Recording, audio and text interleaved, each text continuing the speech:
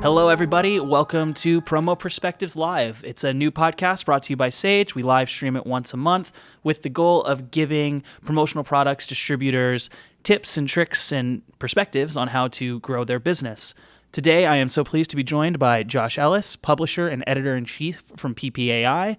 We're going to be discussing the new Greatest Companies to Work For article that PPAI published earlier this week, talk about company culture, what makes a great company, and what it takes to make the list. Thank you so much for joining me, Josh. Gabe, I know I was a difficult booking, but I'm kidding. It's actually, I like the show, so I'm glad to be here. You're doing cool stuff. Well, thank you so much. I'm glad our people were able to get together and make this happen. That's right. Why don't you go, before we get into the main topic, kind of tell the audience a little bit about yourself, your role at PPAI? Yeah, so I oversee our media. I've been with PPAI almost 3 years, and the department has really grown and flourished with some great support from our board and feedback from the members. We started really with just editorial publications. We did a magazine and we had a newsletter. We got the news out.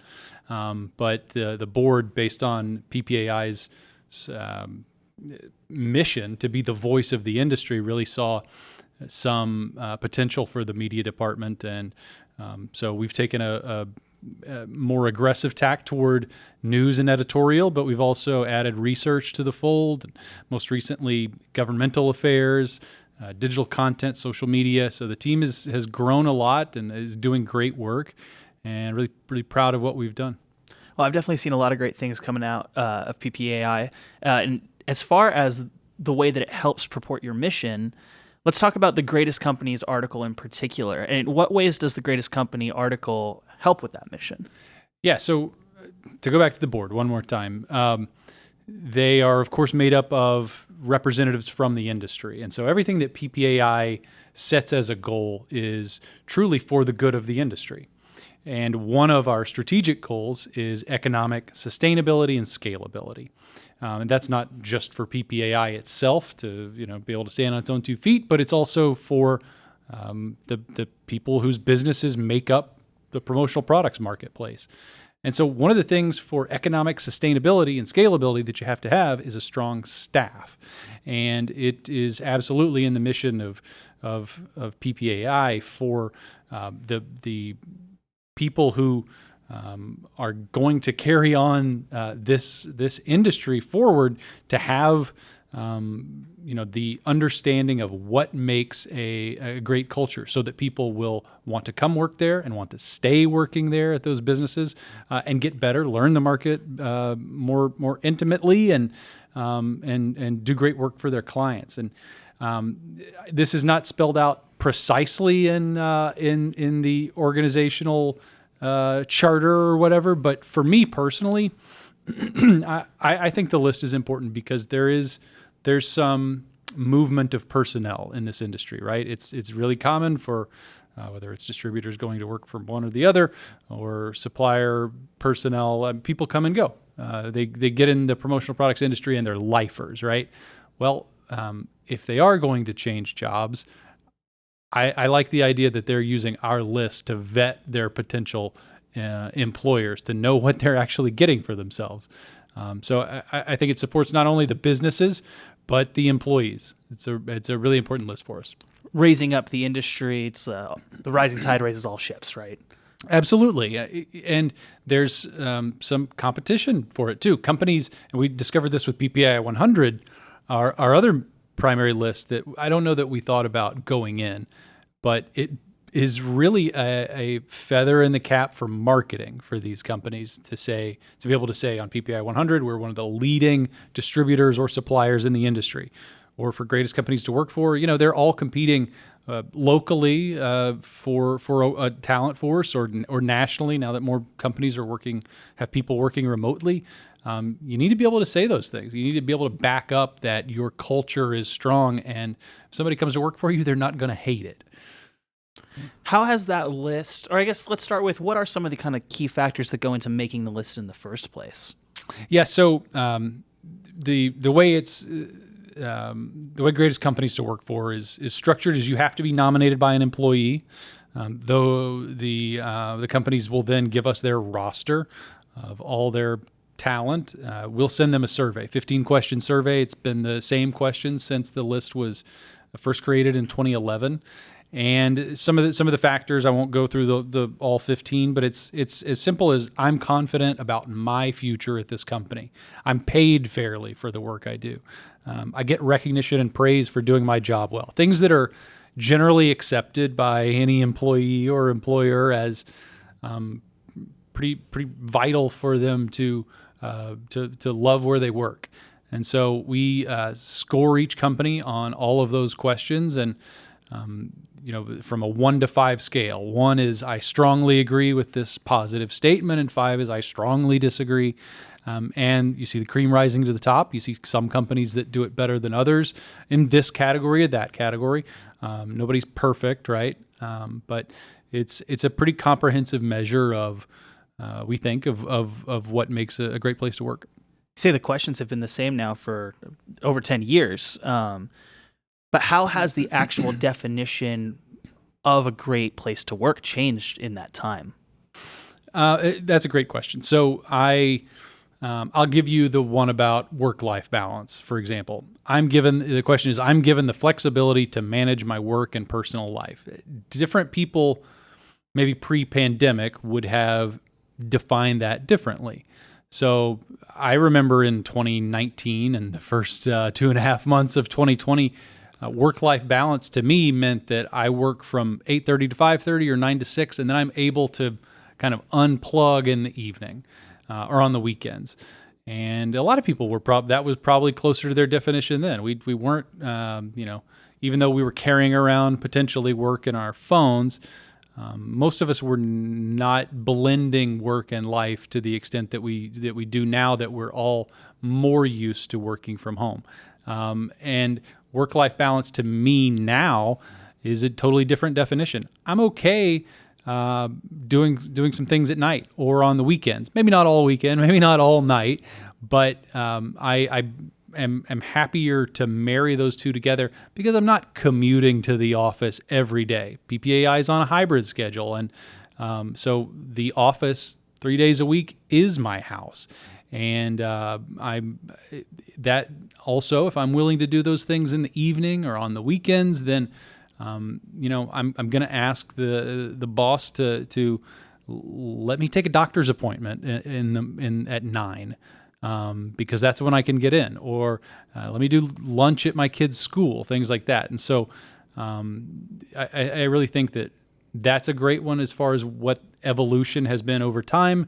And it's a personal definition and not the same for everybody, but it does happen. But I still think that the factors are all, even though they're going on 15 years old, they're pretty eternal, right? Employees want to be paid well, whether it's 2011 or 2024. These things are going to be probably with us for the long haul. Well, and you talk about like the flexibility of remote or hybrid work, and obviously that is kind of the big topic now in the last couple of years since the pandemic, and it's not everything, so it's not all we're going to talk about, but I do kind of want to ask about that a little more in particular. So you mentioned like being on some of these lists is great for the marketing department or the recruitment department of a company, to be a PPAI top 100 or a greatest company to work for. Offering that kind of flexibility of remote or hybrid work is also one of those feathers in the cap these days, right? Like, what role does that take in being competitive to getting top talent? I think if you want the better millennial employees, Gen Z employees, it's become a must-have to a certain extent. We all frankly got used to things over the course of 2020 and 2021. I didn't want to go back to the office. I don't, even though I enjoy the work and I enjoy my coworkers, I don't like driving in. For me, it's like a 50-minute commute, and that stinks. I don't want to do that, even though there's great podcasts to listen to, Gabe. I think that's pretty universal among this generation. And as time goes on, this generation, the next generation, is only a bigger and bigger part of the workforce, right? Already they make up the biggest share. And they are, in fact, the leaders that you should be developing in your companies. And so if you're old school, I understand why the opportunity for collaboration when people are working together in the office is very real. And there are ways that it's much easier done in person than via Teams or Google Meets or whatever. But I just think that you need to offer both if you can. Obviously, in this industry, there are some roles where it just will never make sense to be able to work from home, and so I wouldn't say it's a one size fits all for everybody. But there is competition for talent, and that has always been the case, and it always will be the case. And so I think that you've got to strongly consider it if it's not already your policy.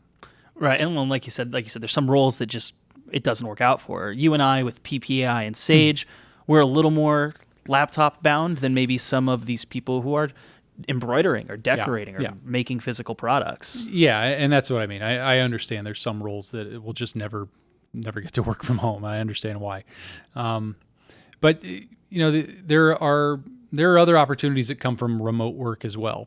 You can hire a team that isn't bound to a 10-mile radius of your facility then. And so in some cases that might allow you to hire more affordable employees. It might allow you to do work with partners overseas that the talent is just as good, but may come at a cheaper price. For a lot of distributors, that's something that they're exploring right now. And there's some solutions providers in the industry that are doing that. I just think when you're limited to who's willing to drive to my office, especially in different parts of the country, that could be a challenge for you that could limit your growth. I know it's true for us here in the Dallas Metroplex. I mean, some of our most talented people here at Sage, a producer of our podcast, I think is coming in from Rockwall. Our social media person comes in from Fort Worth. And if they had to come up here 5 days a week, I just don't know that we'd get it. Yeah. And, I remember after the pandemic, there was a movement that productivity is down and inflation is up, and these CEOs are all going to make everybody come back in. And some companies have done that. And I think there's a long tail effect that you'll find on whether that was a good idea or not. The productivity of a company can be difficult to gauge, and you may see a short-term uptick that as talent leaves, it may not be as sustainable as you would hope. Well, and we get to, like you said, we get to see how this is going to play out with some of these companies that are trying to bring people back. Because a lot of them are huge companies, like some of the bigger tech Silicon Valley or Seattle-based companies that are, for them, they can almost afford to do this experiment and lose a couple of hundred people if they decide they don't want to do it. But this kind of gets into the next thing I wanted to talk about, which is the sizes of the companies in the promo industry tend to be much, much smaller than those kinds of companies, and your list itself is broken into different size categories. So what role does the size of an organization play, not just into remote work, but company culture in general? Yeah, those companies in the tech industry that you're talking about, they have to make up for it in other ways too. The Silicon Valley employee is paid a lot more than the one that you'd be hiring out of Louisiana to do the exact same job, right? So there are trade-offs that leadership has to make. In the industry, while the questions may be the same, the challenges are a little bit different. And for a small company, if you've only got 5 or 6 employees, and the smallest company on our list only has 5 employees, everybody needs to be a little bit of a jack of all trades. Because going back to the work-life balance issue, like sometimes somebody's kid's going to get sick and they're going to have to stay home. Well, we need to be able to make do without that person, so that four of us can refill their them while they're out, and so in that way, training is really important. On the other hand, at a really large company, whether it's a Silicon Valley company or the largest companies on our list, we have some in the hundreds and one to over 1,200. You may have people in more specialized roles where they don't need to know everything, but in that case, they need to not feel like they're just a small fish in a big pond, right? They need to understand that there are some opportunities to grow and develop, because I can't be at this coordinator or mailroom level forever. If you want me to stay, if I'm good, then you have to create the leadership development opportunities to put those people on a path to promotions and things like that. So there's different challenges at different size companies, but this is why leadership is a thing that so many of us study. Myself and a lot of the distributors who are listening to this right now is because it's just interesting, right? It's not easy anywhere because you're involving people and they're unpredictable, and also you owe it to them to give them the opportunity to thrive. So different challenges at different companies, but interesting challenge for the management anyway. Absolutely. Well, something I liked about this year's list, which again is available now, came out earlier this week. So if you want to go take a look, it's on PPAI.org/media, right? That's right. This year, not only did you, because there's always an article that kind of explains some of the philosophy and thought behind it, and then there's a list. But this year you also include a lot of just kind of the company details and kind of bio information for these different companies, which I think is super useful because you can't just look at the score, see who made the company, and make some sudden drastic change in your own. But when you have this context of how all these different companies exist and operate in their different sizes, it gives you more ideas on how you can integrate some things into your own company culture.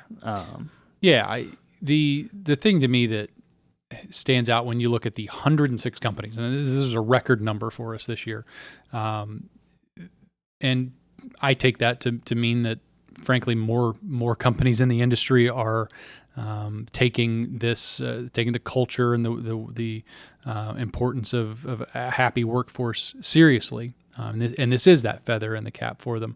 But when you look at the responses from all of them, I mean, you see some perks like, we got a pickleball court and we play in a volleyball league and things like that. But that's a one-off from this company or that company. And the thing that you see more as a sort of trend across all of them, large and small, is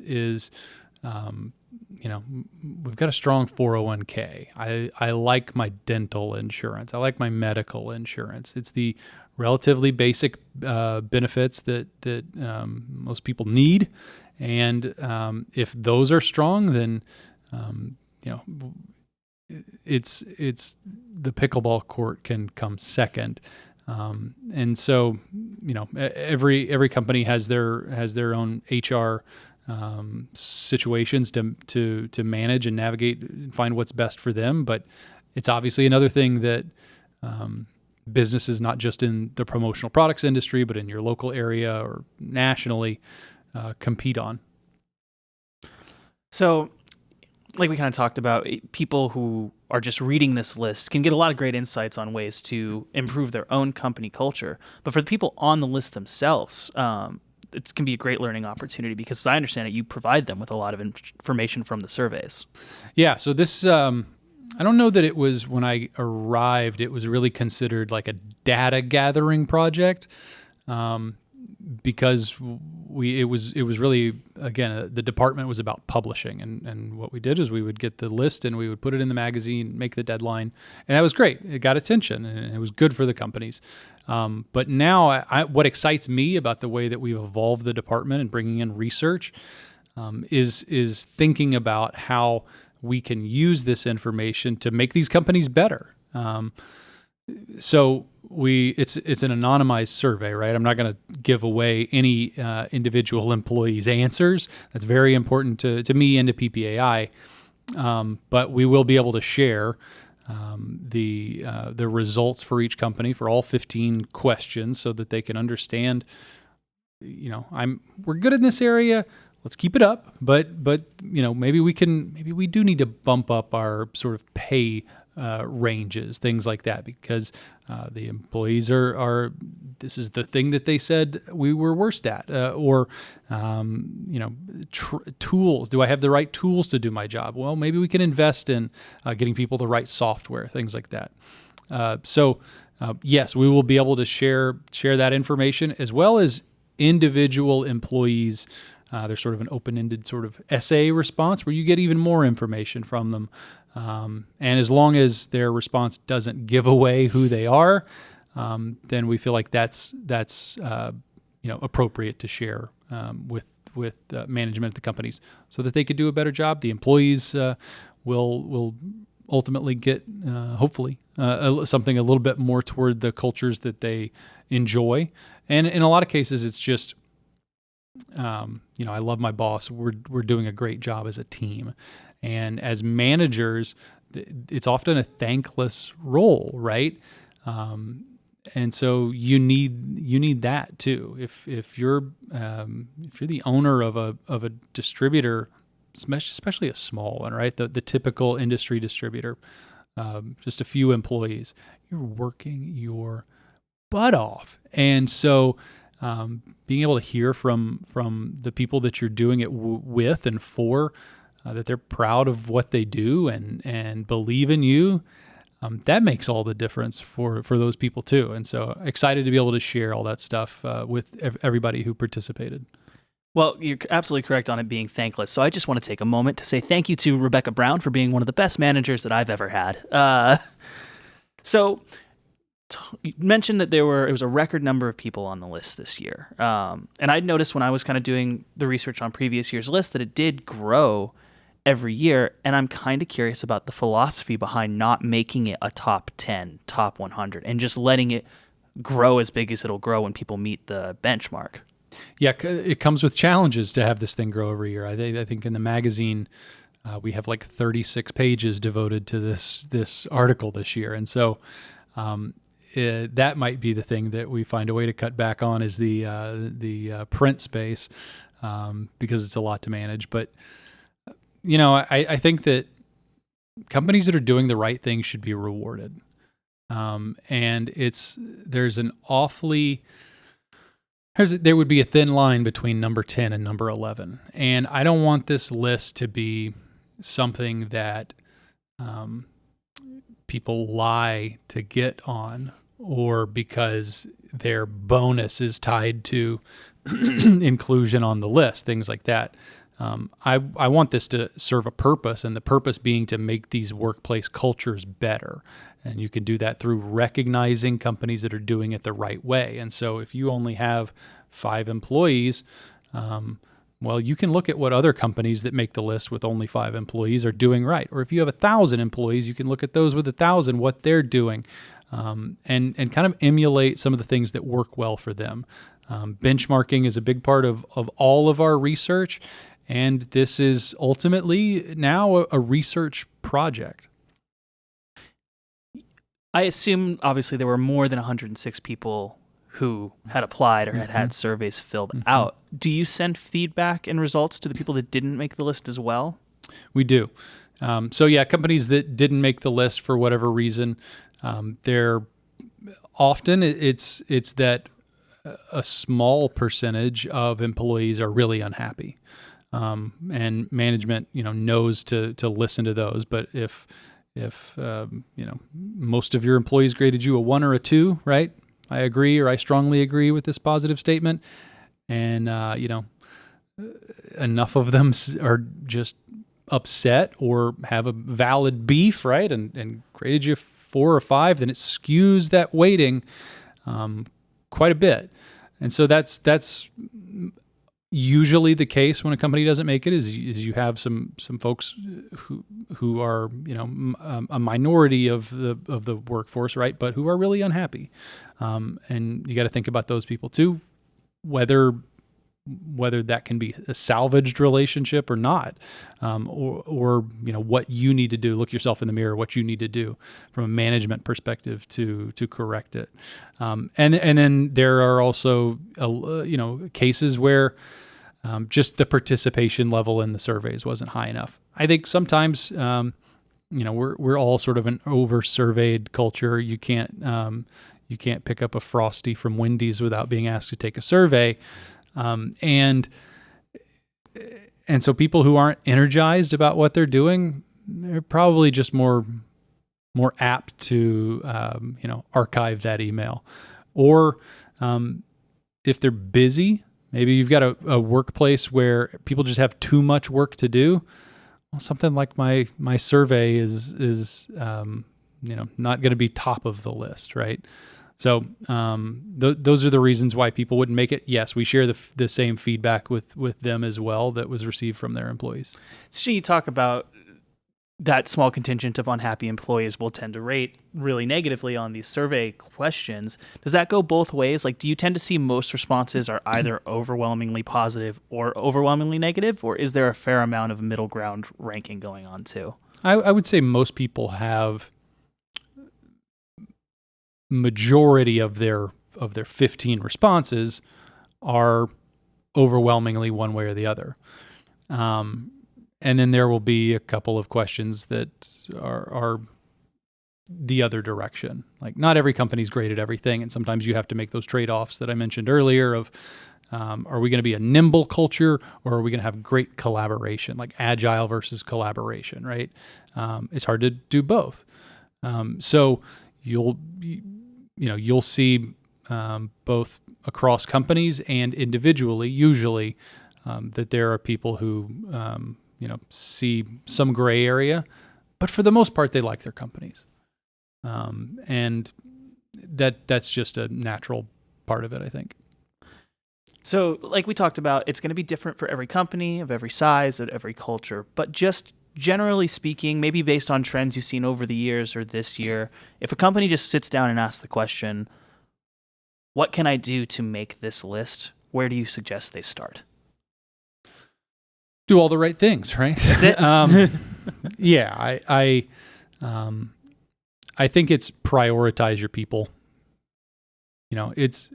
We only ask that an employee nominates you, not that ownership nominates you. And so that employee could be in marketing or HR, and there are valid reasons why both departments would want the results. HR because they're going to get feedback on how their teams are feeling. Marketing because it's the opportunity to share some positivity about the company. But it's worth doing for anybody. I don't care if there's 206 companies next year, and it is more work for the team, but it's better for the people in the promotional products industry. We were talking at the beginning of the conversation about younger generations that are in the workforce, and you and I are in those younger generations, and I hope to stick around in this industry for the entirety of my career, right? And I want management to on behalf of my my peers, right, to understand the uniqueness of these people, and what challenges they have. They're coming of age. They want to buy a house. They have student loans that were through the roof compared to a generation before, maybe. And so, they want work-life balance, to have that family. They need to be paid fairly, or else they'll leave. And as an association on behalf of the industry, we need the best people to stay. Well, we appreciate the list, and Josh, really, first of all, I appreciate you coming on the show today. And we really I know the industry is grateful for all of the resources that PPAI provides. And we got to wrap up here, but real quick, I just wanted to ask, this is a great list. You have the top 100. I've interviewed Colette about the social media list. Are there any other resources that you'd like to plug from PPAI that our audience might find useful? Yeah, thank you. We talked a lot today about how this list is not just a publications thing anymore, right? This is data gathering. It's research, and that is a bigger and bigger part of what my team and PPAI is contributing to the industry, content and information, timely, accurate information. And where all that stuff is housed is on our premium research, ppai.org/premium-research, which is different than it used to be. It's a new website, right? But that research is only available to our professional tier members, the silver, gold, and platinum tier members, and those memberships are more expensive, right? So they won't make sense for everybody, and every distributor or supplier should choose the PPAI membership that's right for them. But this sort of data is,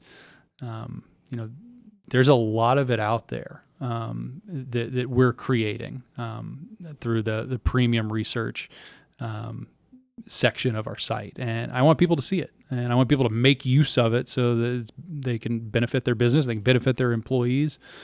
I think it's a great opportunity, and I want to see people take advantage of it. All right. Well, everybody, you heard that. Go ahead and check out PPAI's premium research. Thanks again, Josh, for joining. Thanks, everybody, for listening in. Remember, you can catch this podcast anywhere that you stream podcasts, Spotify, Apple, iHeartRadio. Also, make sure to keep an eye out for the invite to the next live stream on September 25th, where we're going to be talking about how to break into the sports promo world. Thank you all for joining, and thanks, Josh, for coming in. Hey, my pleasure, Gabe. Thank you. Thanks, everybody.